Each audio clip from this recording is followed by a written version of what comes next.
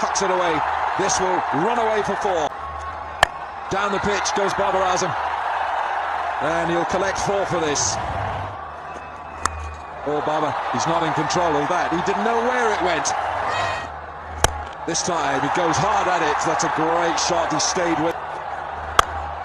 He's absolutely larruped this. शानदार shot, एक कदम भी दौड़ने की जरूरत महसूस नहीं की। फुल शॉट, दिलकश। बाबर